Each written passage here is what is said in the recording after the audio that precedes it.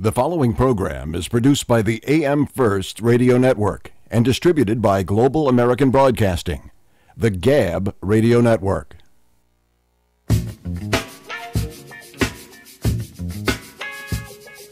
Thank you for tuning in for this edition of Justice Watch with Attorney Zulu Ali.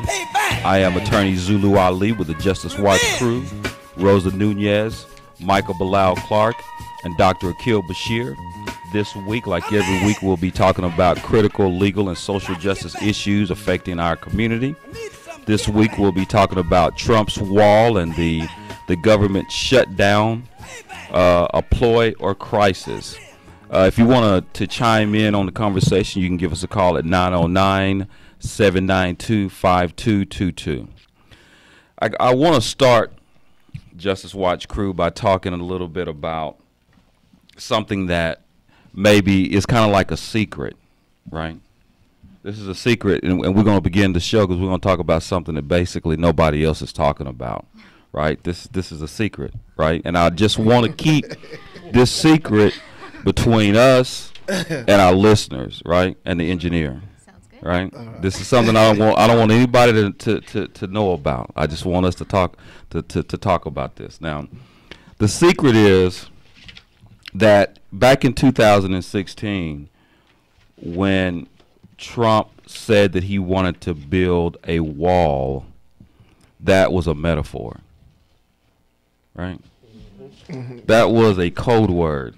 That was a metaphor. That was not something that he meant to work out, right? So now what he's done is he's, based upon his rhetorical irresponsibility, he's done backed himself into a situation where he can't really get himself out of, right? Yeah. So now over the past 2 years, as he's continued to talk about this whole idea about I'm going to build this wall to keep between the U.S. and Mexico, and let's not forget he said he was going to make them pay for it, right? Mm-hmm. But at any rate, now what has happened 2 years later, the question is, why haven't we have had the wall built, right? The problem is that the people that he was talking to, right, they did not understand that it was really a metaphor, right, about building the wall between the U.S. and Mexico.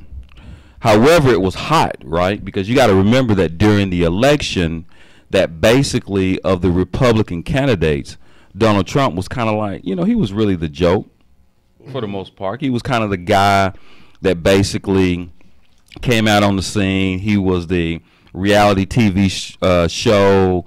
What was it? Get fired. Apprentice or whatever it is. You're fired. Yeah. So now he comes out and basically he wasn't really taken seriously. Mm-hmm. I don't even really know whether he really seriously believed whether he was going to be able to be successful at winning the presidential election, but he basically stumbled up onto something, and what he stumbled up on was something that when he began to start talking, people have to understand that the average person don't really understand a lot. Right, a lot of people, they kind of like deal with things on the surface. They really don't look really deep into really what's going on. So they kind of see, an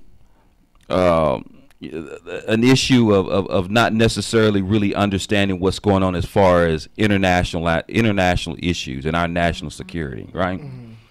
So, he stumbles up, he says he wanted to build a wall, and then he also said that he wanted to make it so that people who were born to children of individuals that were not U.S.-born citizens are illegal, I guess, would also not be citizens, right? Yeah. Mm-hmm. So immediately he begins to become the front runner, based upon him making those kind of statements, because I think that people have to understand there's a significant fear in our country with regards to the issue of immigrations and the demographics of the country changing. Certainly. Right? Yeah. So now he becomes a front runner.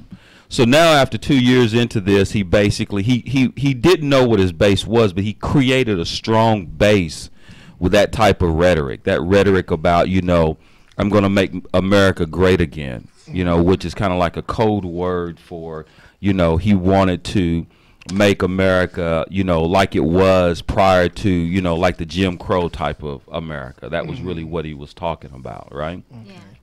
So there were so many individuals that were so upset and so mad over the last 8 years of the Obama administration, especially those who were, you know, not of color, that they basically jumped on this bandwagon, got this man into office, and 2 years later, he doesn't have a wall built. So now he basically has his back up against the wall, and he's trying to get the wall built. And now, because the midterm elections didn't really go the way that he you know, there were some issues there. So now he wants it so bad that he has created a national emergency by, you know, basically stating that he needs the funds to build this wall, Yes. right? Yes. So now it's almost like the R. Kelly conversation, right? And it's like the R. Kelly conversation from the perspective of that, you know, I understand the seriousness of the allegations of what was against R. Kelly, and that those are things that we really needed to talk about. But, you know, I mean, you know, people were spending like a whole week talking about R. Kelly, right? You know what I mean? I mean, R. Kelly is a R&B singer, right? And we were consumed with talking about him, right? And that's kind of how we are. We kind of talk about really things that tend to pique our interest, tend to be the things that require us to think, not to think very much. True. Right? So now we're talking about the President of the United States and building a wall, right? And so at 51 years old, I never thought I would actually be engaged or hear people engage in intelligent conversations about why we should not build a wall between Mexico and the United States. Yeah. Right? Yeah. People say, well, you know, the counter argument is, you know, people who are for open borders are stupid, right? Yeah. Well, you know, yeah, I mean, but that's not really the issue, right? We're not talking about open borders. This fool is talking about building a wall between Mexico and the United States, because that's one of the most serious problems that we have in our country. Right? Oh my God! I mean, if we don't build this wall, I mean, just think about what's going to happen to us. Wow. Right? Yep. It says MS-13. They're bringing drugs over. Right? Yeah. You know, who are they bringing them to? Who knows? Right? Keywords They're not bringing them. aggressive. They're not bringing them to people from Mexico. Right? Yeah. They're bringing them to people who. And what type of drugs are they bringing over here? Exactly. Right? Yeah. I mean, we know that basically the kind of drugs that we really need to really watch are probably the ones that are coming like on planes, kind of the ones that come in on the water, like in a boat, you know, like countries where, you know, they have like, you know, where cocaine is coming from, those kind of places. You see what I mean? Yep. But now all of a sudden that our biggest problem right now, the biggest problem that we have is the wall. It's a national emergency because I can't build my wall, right? So, you know, I mean, I don't know. Sometimes things are so stupid that you can't really articulate them, right? Yeah. Agreed. Yeah. I mean, you can't. I mean, really, I mean, I never thought that we would be having. Can you imagine reading the history books This is of our very- children and saying that there was a government shutdown because the President of the United States said that there was a national emergency because he couldn't build his wall between Mexico and the United States. So, you know, there was 800,000 people who were denied, pay because he wants to build a wall. Right? Build a wall. Yeah. Right? Between the U.S. and Mexico, Rosa. Exactly. Right. Yeah. A wall that is supposed to help us put a halt on this drug smuggling crisis, you know, Right. that he's Yeah. talking about. I mean, that's the most serious problem that we've got in this country is basically, you know, this big wall that he wants to build. My God, if we don't do that, man, we're just going to we're going to lose our foothold as a, you know, a great nation if we don't build this wall. It's so important that you're taking Americans food away from Americans. You're causing them to lose their jobs. You're causing them not to be able to feed their families, right? And not only are you doing that, I mean, some of the other things that we're talking about with regards to that is that the Food and Drug Administration, which oversees 80% of America's food supply, has been forced to halt all routine domestic food inspections, right?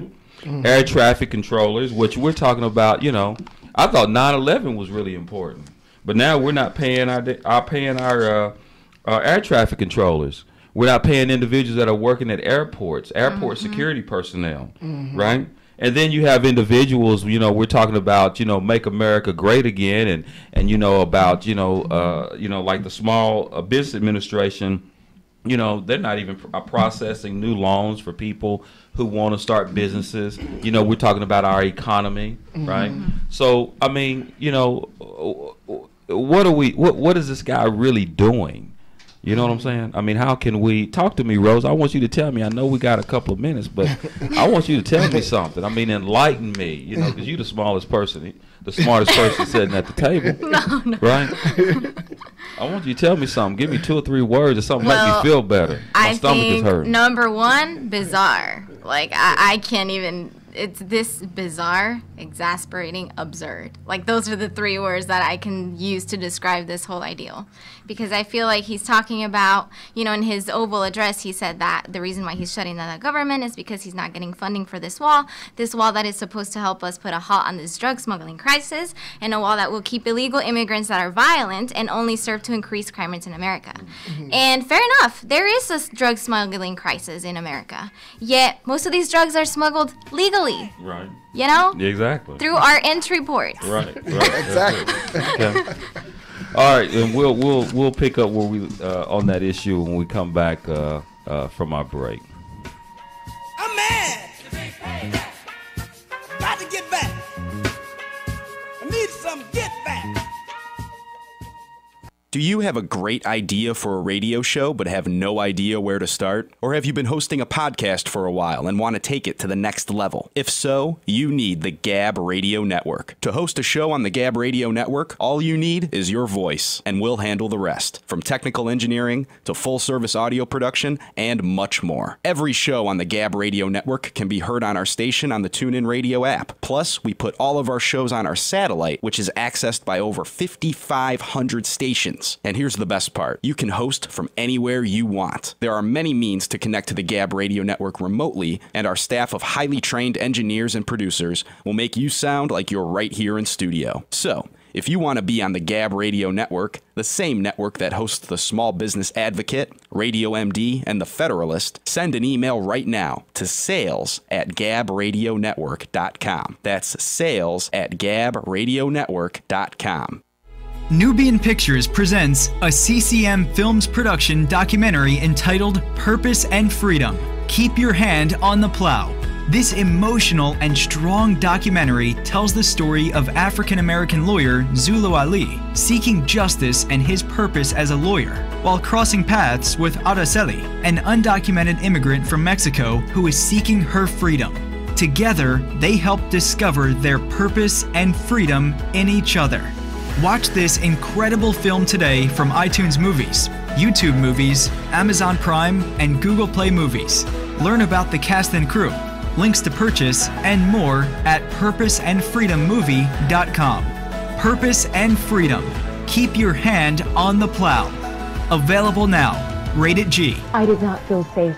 That's why I decided to come to California, because I didn't feel safe in Mexico. It's kind of like the system, and if you go outside the system, then it becomes a struggle. Are you an immigrant seeking defense representation and are looking to protect your rights? Or maybe someone who is experiencing an injustice or discrimination and need a lawyer you can trust? Well, that's exactly why you need the help of award-winning trial lawyer Zulu Ali. The law offices of Zulu Ali provides immigration defense representation for those seeking justice and looking to protect their rights. If you or a loved one needs professional legal advice and representation, then contact Zulu Ali. Zulu Ali's firm focuses on criminal law, family law, civil and personal injury, and international law. Zulu Ali is a former police officer and U.S. Marine, so you know you're in good hands, serving all of California and immigration cases nationwide, representing victims and suspects at the International Criminal Court at The Hague. Call Zulu Ali today at 888-682-3049 or visit ZuluAliLaw.com.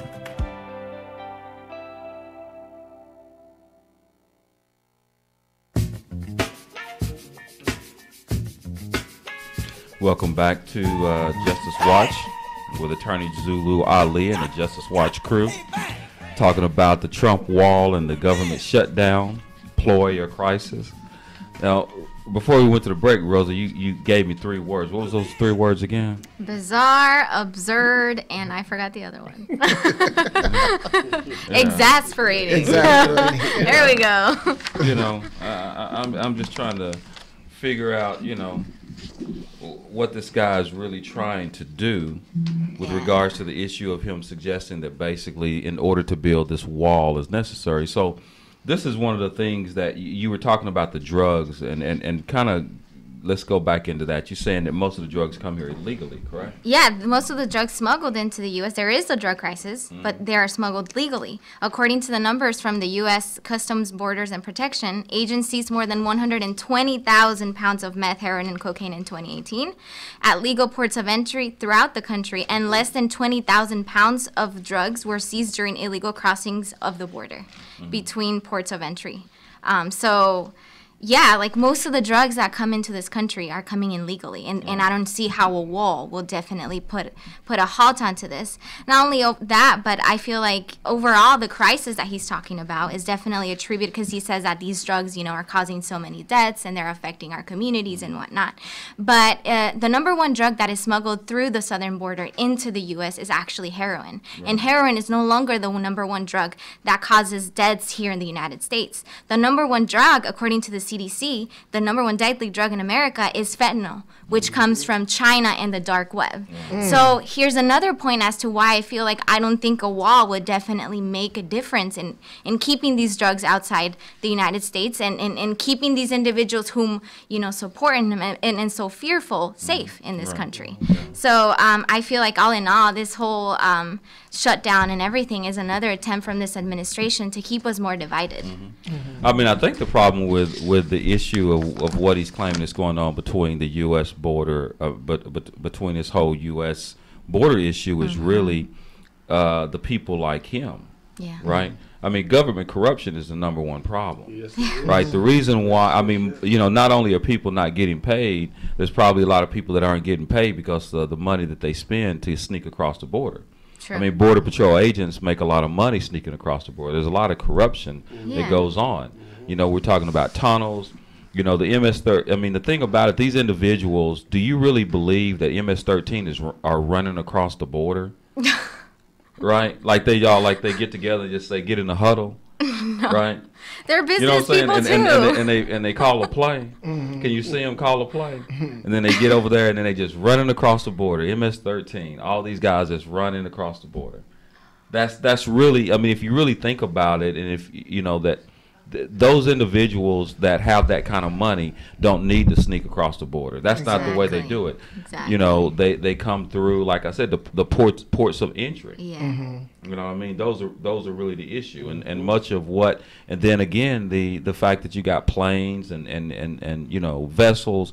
I mean, all kinds of ways that you've got drugs coming into this country, and the fact that you got the thing is that people really buy that, man. You know what I'm saying? Yes. Yeah. I mean, I'm just trying to figure out how the average individual with any degree of intelligence, right, and knowing things that are going on in the world, any worldly type of experience, would truly believe that the building a wall is a crisis at this point. I mean, what, you know? Again, I mean, I understand that.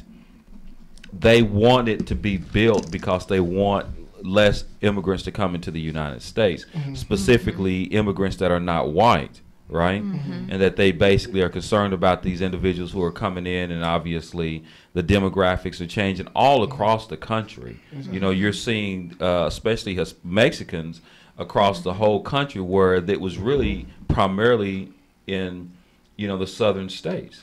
But now you're seeing that no matter where you go, whether you go to Mississippi, you go to Alabama, you go to Tennessee, I mean, and these individuals are really truly concerned about, you know, not necessarily their safety, but their way of life. Right? So I don't know, man. I mean, can you tell people? I mean, I want you to kind of like make me understand something. If I'm missing something, I kind of want you to, you know, enlighten me, because, hey, look, you know, I'm not the smartest guy in the world, but I'm willing to listen. And if you got something to tell me, man, you know, just lay it on me, man. Well, in this regard, I really can't make you understand this one because I don't even understand it myself. But you know, when you look at it, is a lot of times, you know, fear sells things, and so it's fear over facts. I mean, just like Rosa, she just quoted the facts about the drugs and how the drugs come into the country. People not interested in listening to the facts. They interested in the fear factor, and that's what he's selling. He's selling the fear factor. But then you got to look at it whether or not it is a ploy for something that is greater that we're missing the picture on. I don't know, but you know, Rosa quoted, you know, a little while ago. She talked about Bush. He's been known for Iraq. Obama was known for getting Osama bin Laden. You know, this dude is going to go down in history for trying to build a wall that's going to keep his citizens locked up. Then he turns back around and then, you know, basically 800,000 employees, you're going to take away money from them? You're going to, you know, you suspend their pay? You know, I mean, you know, this dude is like that. You know, we talked about it. This dude is like a father in the household who say, if you don't build this, you know, if you don't go out there and help me with this lawn, then I'm going to take the toilet paper, I'm going to lock up the refrigerator, I'm not going to allow you to eat. This dude is throwing a temper tantrum over something that is not fact. It's fear. And that's what he's doing. He's selling the people fear. He said that immigrants is coming over here and they killing people. But come on, man, look at the bigger picture. You got more people that's shooting up schools that live right here inside the United States than people coming over here and doing it. And then who wants to live behind a wall? What happens if something happened to us? How we gonna get beyond the wall? He locking his citizens up as well. I've been in prison, man. I don't want to be in prison in my own damn country. So come on. Yeah. Well, I mean, you know, I'm gonna be devil's advocate again. Right? So I'm going to play like I support the wall and the shutdown, right? So this is I'm assuming this is the explanation. So I'm gonna be devil's advocate. So Doc, this is the issue. Okay. Now we need to secure our country and keep it away from MS-13 and all these, you know, Mexicans who are coming into the country and they're basically bringing in drugs, and they're basically committing all these crimes, and you know, it's so unsafe because, you know, every time you turn around and there's a criminal or a crime involved, it's usually these immigrants, and it's a crisis. I mean, what are we going to do? Are we going to just open up all the borders and we're going to let just people just walk into the country? I mean, enough is enough. I mean, how are we going to stop this, Doc? What are we going to do? Well, first of all, we're going to make conditions and situations in this country equitable for people who are in this country. You talk about MS-13, and I laugh every time I hear this. MS-13 started here in the United States. It did not start in Mexico, just like 18th Street. They were the MS-13 didn't come from El Salvador. They came because they were deported from here back to El Salvador, etc. So if we're going to talk, let's really talk about the history. Now, when we talk about the people who are in here, if you look at the percentage of people just generally who are doing crime, who are on the bad side of the justice system, you'll see for the most part they have conditions and situations that are predicated on survival where they can't survive. They can't take care of their family. And you don't see the conditions in this country amenable to make options for the people that are doing what they do. So what happens after a time period, I get comfortable doing what I do. I get comfortable in breaking the law. I get comfortable in violence because that's the only norm I got, and it becomes my normality. Real quickly, I think what you really have here is an elite class of individuals who don't understand the common folk, and they want to preserve that eliteness. Okay. All right. Well, we're going to address that again on the other side of the break. Talk a little bit more about that issue. So we'll be back in about 3 minutes. I'm mad. Got to get back. I need some get back. Payback. Payback. That is. Payback. Revenge. I'm mad. To get down with my... There's a new nationally syndicated radio program that's sweeping the nation, and you don't want to miss it. Justice Watch with attorney Zulu Ali, the voice of justice for the people. The focus of Justice Watch is to provide an honest analysis and viable solutions to the criminal and social justice crisis in America and the world from a black, brown, working class, and socially disadvantaged perspective, and to motivate listeners to be informed and part of the solution. Zulu Ali is joined by the Justice Crew, consisting of Rosa Nunez, Michael Clark, Dr. Akil Bashir, and Charito Ali to tackle the most pressing issues. Host attorney Zulu Ali is a former police officer, U.S. Marine Corps veteran, and an award-winning trial lawyer who focuses on representing persons accused of crimes, immigrants, victims of discrimination, and persons seeking civil justice. Find out how to listen to Justice Watch with attorney Zulu Ali at justicewatchradio.com. Nubian Pictures presents a CCM Films production documentary entitled Purpose and Freedom. Keep your hand on the plow. This emotional and strong documentary tells the story of African-American lawyer Zulu Ali seeking justice and his purpose as a lawyer, while crossing paths with Araceli, an undocumented immigrant from Mexico who is seeking her freedom. Together, they help discover their purpose and freedom in each other. Watch this incredible film today from iTunes Movies, YouTube Movies, Amazon Prime, and Google Play Movies. Learn about the cast and crew, links to purchase, and more at purposeandfreedommovie.com. Purpose and Freedom. Keep your hand on the plow. Available now. Rated G. I did not feel safe. That's why I decided to come to California, because I didn't feel safe in Mexico. It's kind of like the system, and if you go outside the system, then it becomes a struggle. Are you an immigrant seeking defense representation and are looking to protect your rights? Or maybe someone who is experiencing an injustice or discrimination and need a lawyer you can trust? Well, that's exactly why you need the help of award-winning trial lawyer Zulu Ali. The law offices of Zulu Ali provides immigration defense representation for those seeking justice and looking to protect their rights. If you or a loved one needs professional legal advice and representation, then contact Zulu Ali. Zulu Ali's firm focuses on criminal law, family law, civil and personal injury, and international law. Zulu Ali is a former police officer and U.S. Marine, so you know you're in good hands, serving all of California and immigration cases nationwide, representing victims and suspects at the International Criminal Court at The Hague. Call Zulu Ali today at 888-682-3049 or visit ZuluAliLaw.com.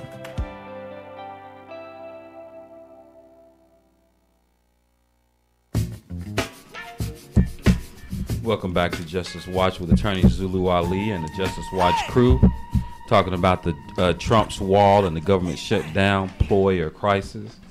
And I think that you were getting into the groove a few minutes ago, Doc. So I kind of want you to bounce back into to your discussion with regards to the issue of, you know, I took the position of at least playing devil's advocate as to why the Trump's wall and the government shutdown was actually beneficial, and is, you know, what is the alternative? Why, you know, we can't just let these individuals just come across the border, right? And you know, we got to put a wall up.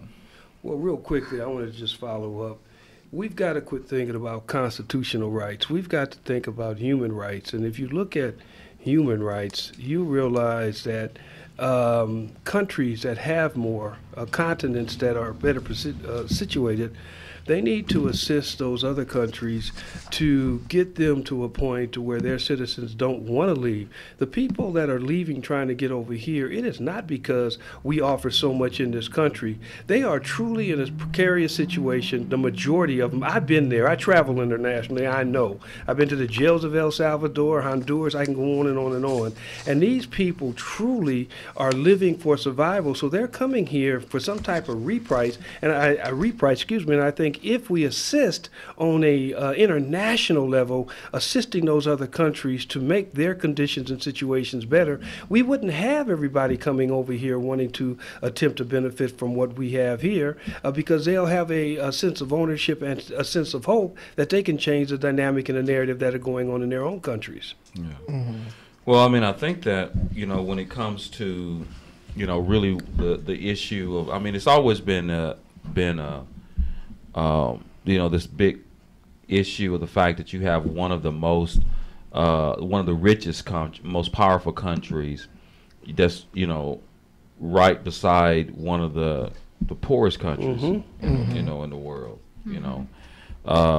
And oftentimes there's I think that it's kind of in many ways relative. I think that what happens with regards to Mexico is obviously that Mexico has suffered significantly, probably from its own corruption. Yes, definitely. Yes. And that basically by suffering from that type of corruption, it's done so at the expense of its citizens.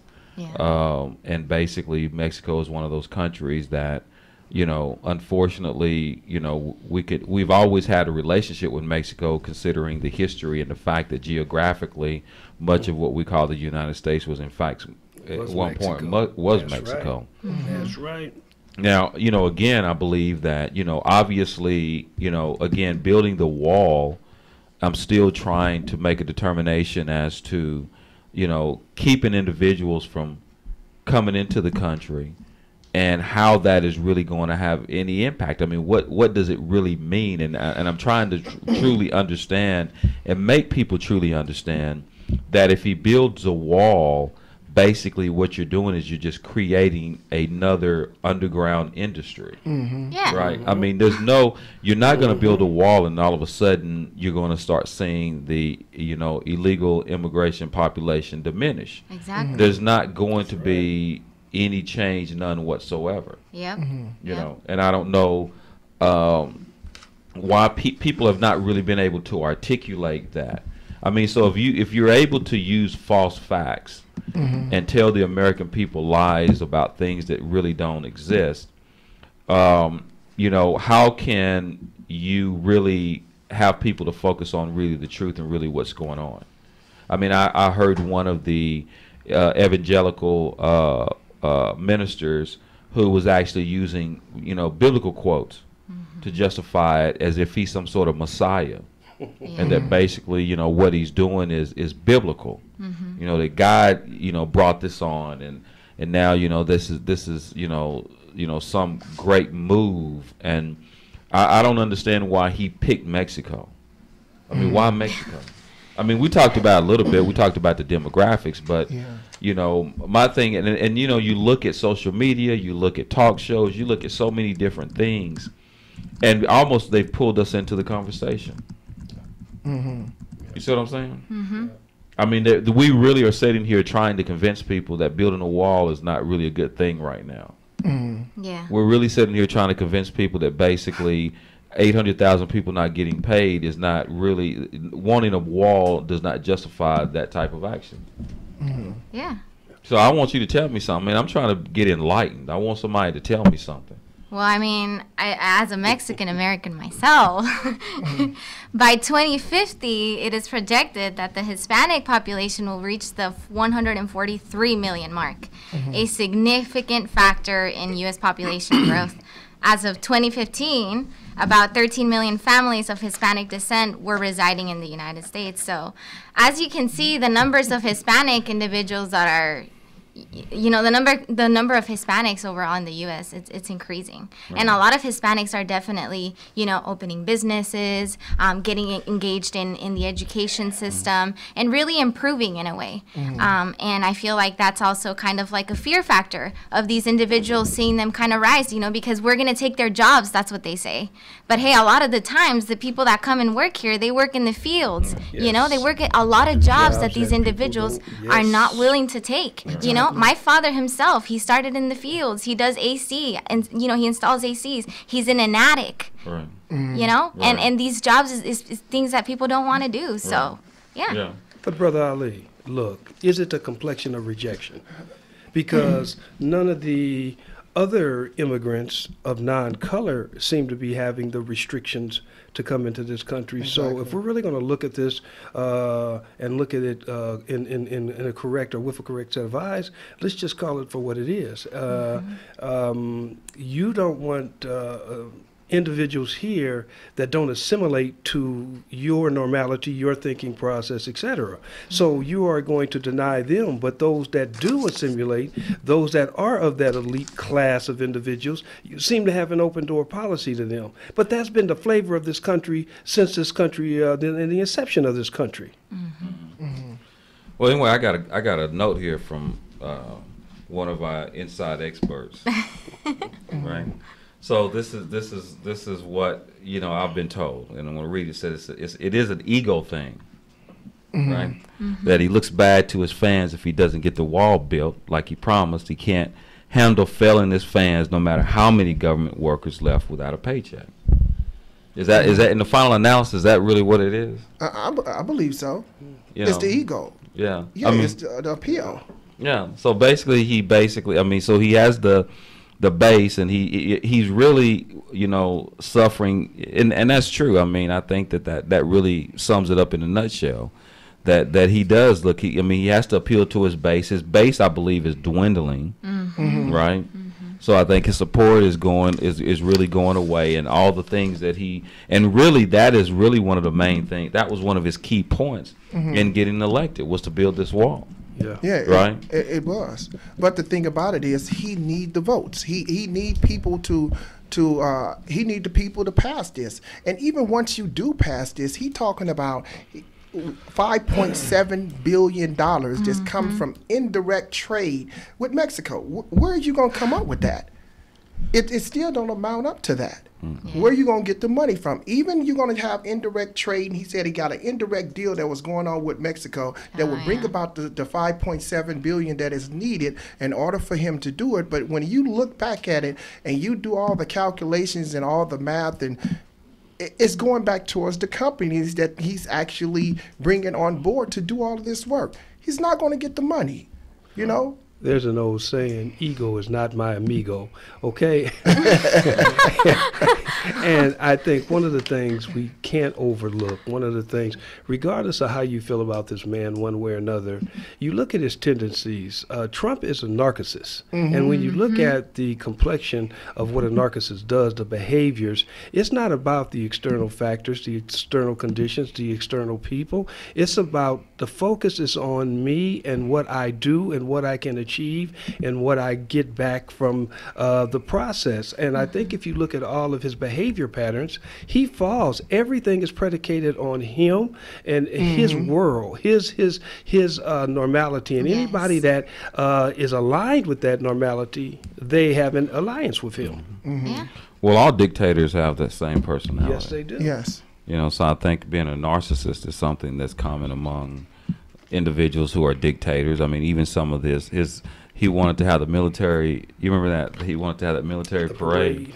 Oh my gosh. And so he could walk down, Washington, D.C. in front of the White House. I mean, just like Hitler did. He wanted the tanks and all this other kind of stuff. Yeah. I mean, he is a sick man. Yeah.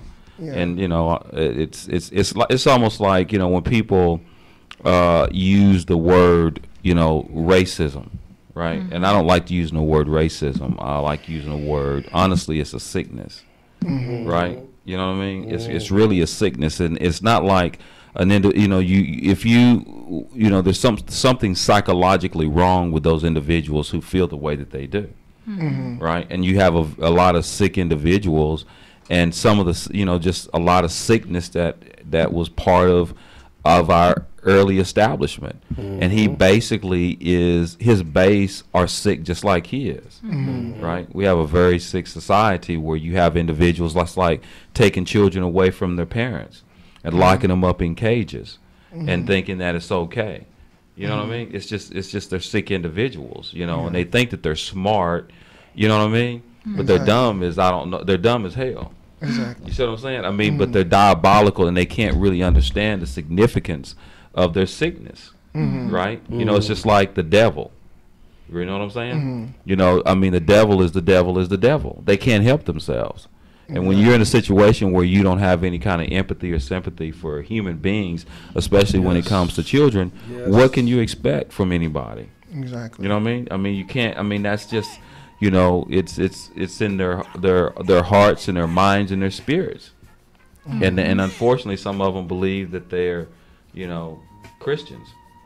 You know what I mean? Or whatever their religion may be. And that's the opposite of what, it's supposed to be, But at any rate, we'll get back at that on the other side of the break. There's a new nationally syndicated radio program that's sweeping the nation, and you don't want to miss it. Justice Watch with attorney Zulu Ali, the voice of justice for the people. The focus of Justice Watch is to provide an honest analysis and viable solutions to the criminal and social justice crisis in America and the world from a black, brown, working class, and socially disadvantaged perspective, and to motivate listeners to be informed and part of the solution. Zulu Ali is joined by the Justice Crew, consisting of Rosa Nunez, Michael Clark, Dr. Akil Bashir, and Charito Ali to tackle the most pressing issues. Host attorney Zulu Ali is a former police officer, U.S. Marine Corps veteran, and an award-winning trial lawyer who focuses on representing persons accused of crimes, immigrants, victims of discrimination, and persons seeking civil justice. Find out how to listen to Justice Watch with attorney Zulu Ali at justicewatchradio.com. Nubian Pictures presents a CCM Films production documentary entitled Purpose and Freedom. Keep your hand on the plow. This emotional and strong documentary tells the story of African-American lawyer Zulu Ali seeking justice and his purpose as a lawyer, while crossing paths with Araceli, an undocumented immigrant from Mexico who is seeking her freedom. Together, they help discover their purpose and freedom in each other. Watch this incredible film today from iTunes Movies, YouTube Movies, Amazon Prime, and Google Play Movies. Learn about the cast and crew, links to purchase, and more at purposeandfreedommovie.com. Purpose and Freedom. Keep your hand on the plow. Available now. Rated G. I did not feel safe.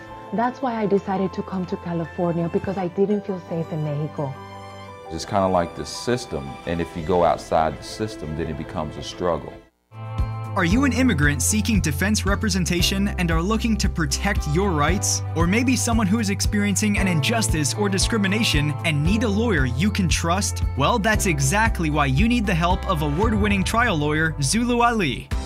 The law offices of Zulu Ali provides immigration defense representation for those seeking justice and looking to protect their rights. If you or a loved one needs professional legal advice and representation, then contact Zulu Ali. Zulu Ali's firm focuses on criminal law, family law, civil and personal injury, and international law. Zulu Ali is a former police officer and U.S. Marine, so you know you're in good hands, serving all of California and immigration cases nationwide, representing victims and suspects at the International Criminal Court at The Hague. Call Zulu Ali today at 888-682-3049 or visit ZuluAliLaw.com.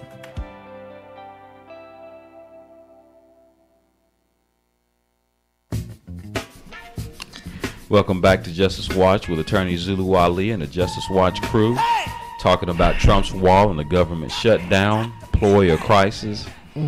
So, crew, we've been talking about this since the top of the hour. I guess we're going to get to a point where we're going to ultimately talk about what do we actually do about that. I mean, where are we going from here as far as what we're dealing with? I know that there's a couple of ways that we've heard or suggestions. I mean, obviously, it's the political aspect where we begin to start encouraging individuals to start, contacting their representatives and giving their input.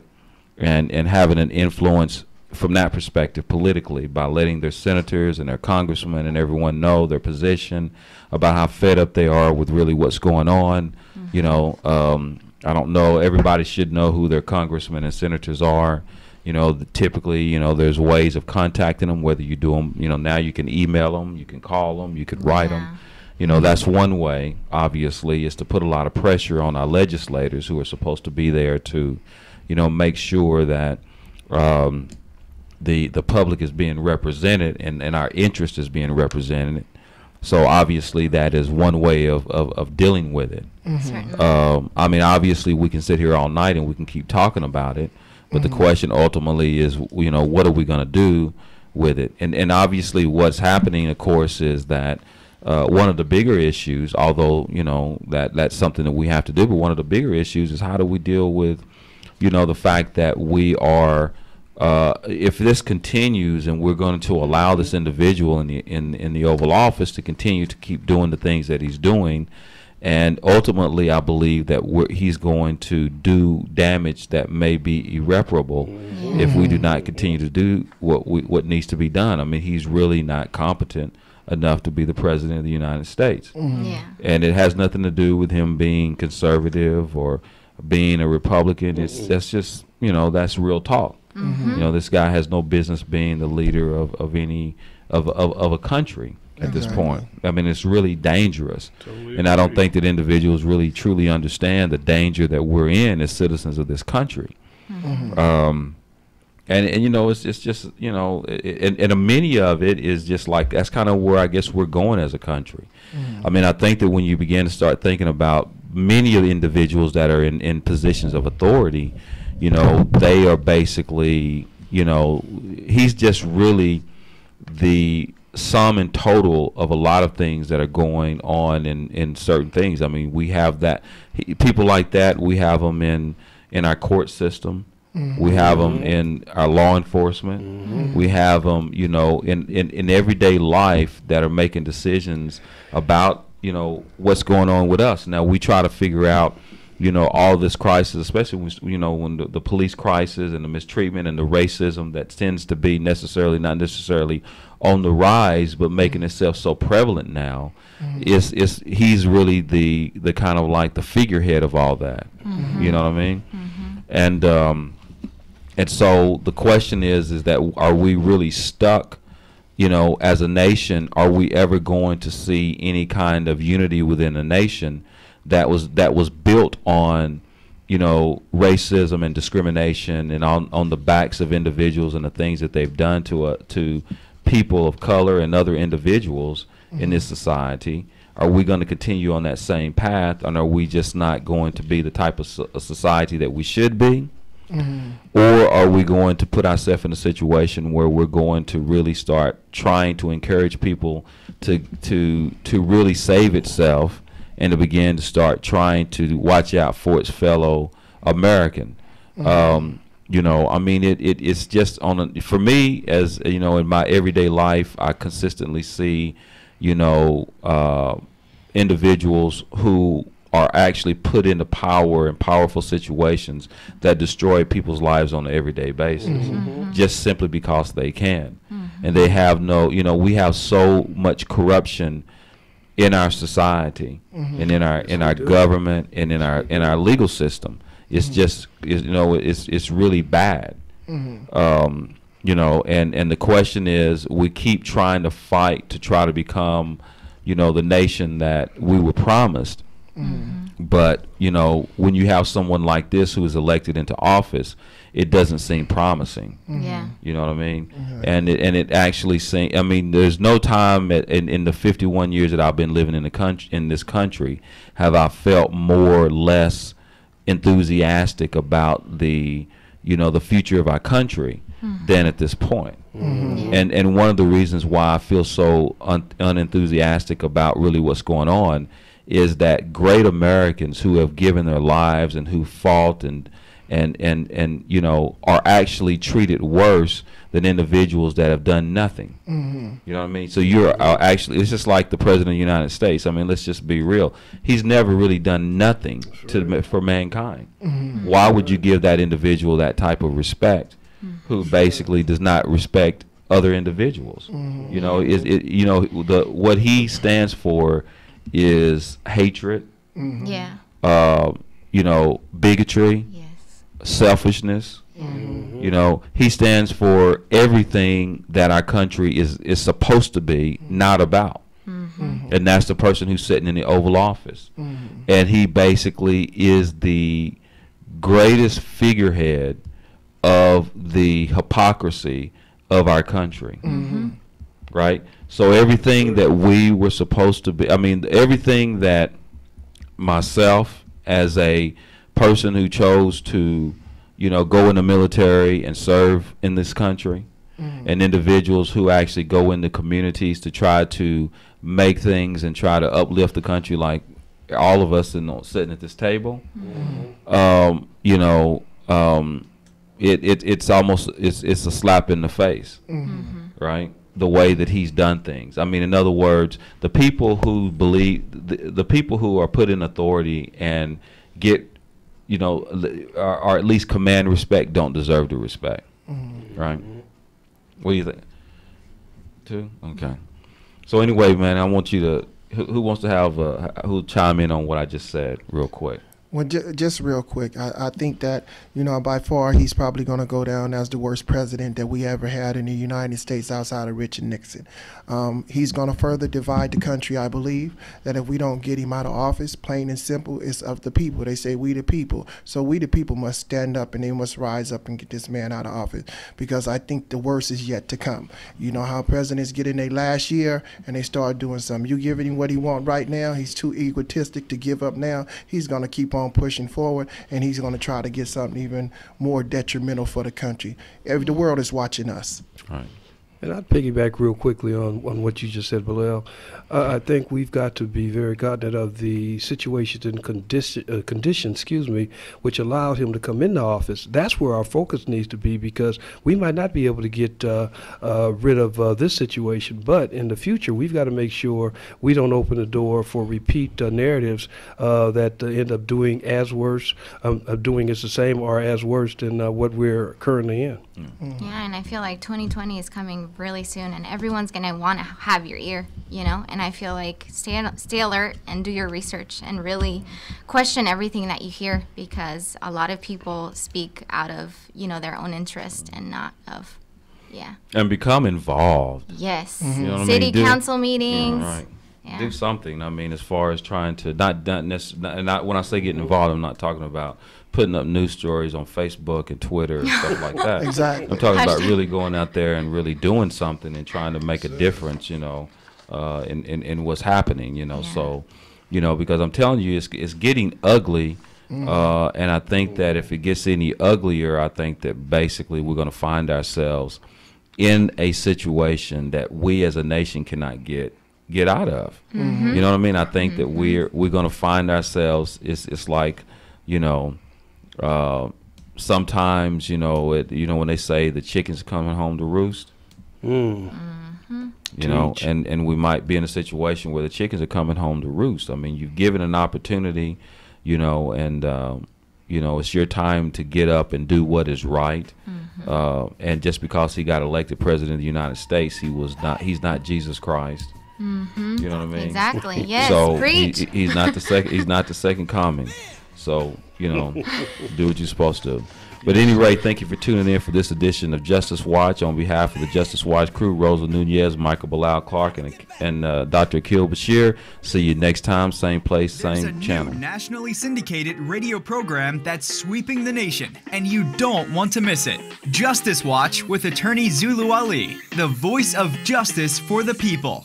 The focus of Justice Watch is to provide an honest analysis and viable solutions to the criminal and social justice crisis in America and the world from a black, brown, working class, and socially disadvantaged perspective, and to motivate listeners to be informed and part of the solution. Zulu Ali is joined by the Justice Crew, consisting of Rosa Nunez, Michael Clark, Dr. Akil Bashir, and Charito Ali to tackle the most pressing issues. Host Attorney Zulu Ali is a former police officer, U.S. Marine Corps veteran, and an award-winning trial lawyer who focuses on representing persons accused of crimes, immigrants, victims of discrimination, and persons seeking civil justice. Find out how to listen to Justice Watch with Attorney Zulu Ali at justicewatchradio.com.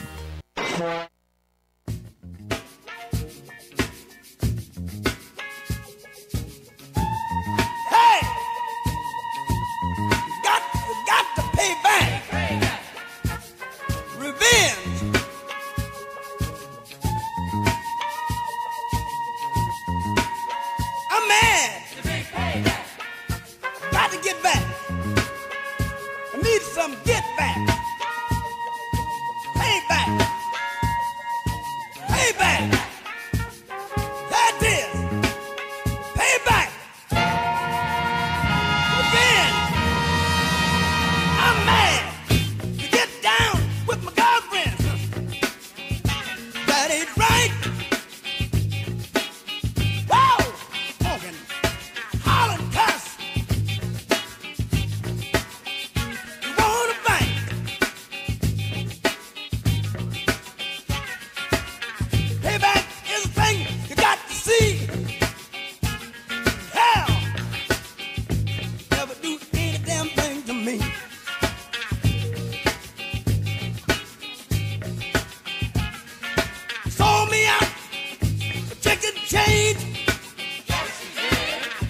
you they had it all arranged. They had me down. That's a fact. And now you're pumped. You got to get ready for the big payback. The big payback.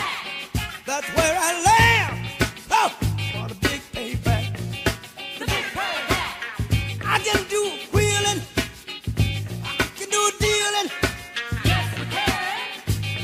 But I don't do no damn squealing. I can dig rapping. I'm ready. I can dig scrapping. But I can't dig that backstabbing. Oh no!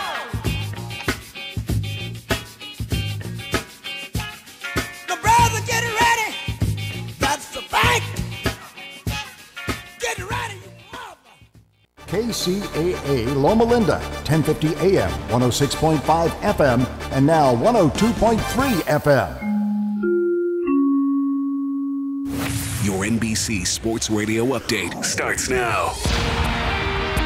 Under 24 hours from conference championship action in the NFL, I'm Pete Fox. It all starts at 3:05 Eastern in New Orleans at the Mercedes-Benz Superdome, a rematch of Week 9, where the Saints prevailed 45-35 as they take on the Rams once again. Sean McVay. Sean, each of the last 10 conference championship games have been won by the home team.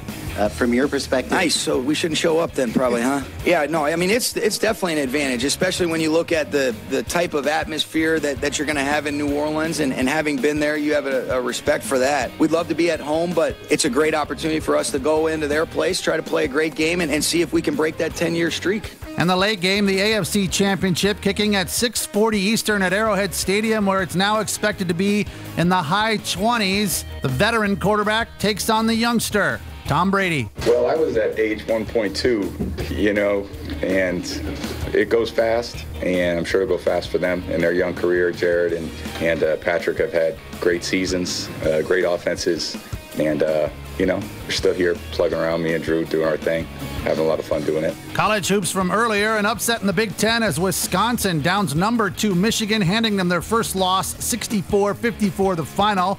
Unranked Alabama almost upset number 3 Tennessee, but the Volunteers hold on for a 71-68 win.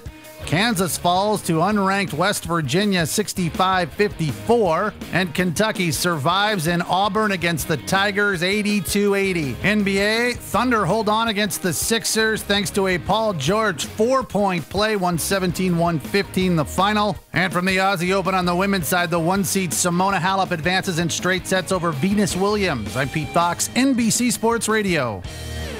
This is KCAA. Hey, this is Fly Music Radio, Immaculate here, getting you plugged into the hottest music, artists, entertainment news, and events. Good vibes every Saturday from 6 to 8 p.m. We'll be right here live, and we want you to be too. Listen on 1050 AM, 102.3 FM, or 106.5 FM. Catch us on KCAAradio.com anytime. That's Fly Music Radio, NBC, KCAA Radio, every Saturday at 6 p.m. Rent-A-Center is lowering prices like way down. Now for $19.99 per week, you can get an Xbox One or PS4. And what better way to enjoy those consoles than on an Altoro Dune sofa with a reversible chase? Again, for $19.99 per week. $19.99. Rent-A-Center has a worry-free guarantee, free same-day delivery, and competitor price matching. Rent-A-Center, located in the Tri-City Shopping Center in Redlands, where the 10 and the 210 meet between the Alabama and Tennessee exits. Rent-A-Center, $19.99 per week. Sale price is valid until October 28th. Erin here from On the Brink Morning Show, where we talk about all that is engaging in the Inland Empire.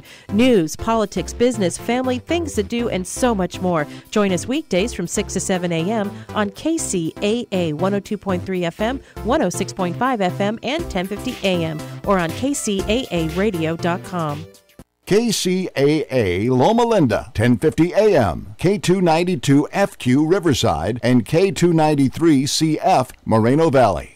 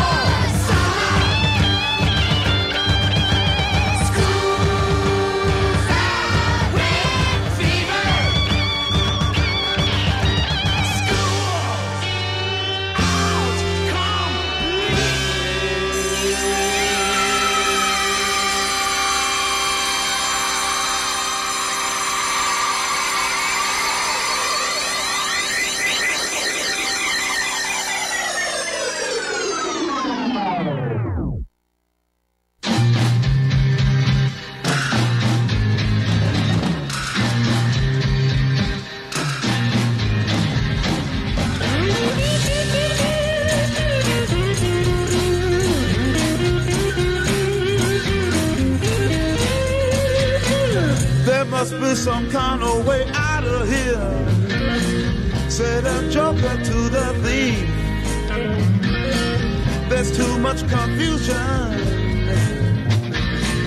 I can't get no relief. Businessman there, drink my wine. Plowman, dig my earth. None will level on the mine. Nobody of it is worth.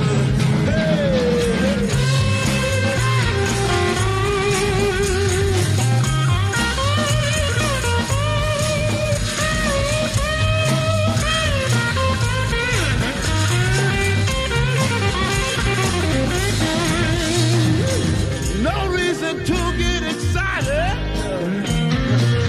The baby kind is full. There are many here among us who feel that life is but a joke. But you and I, we've been through that, and this is not our fate. So let us start talking falsely now. The hour's getting late. Hey!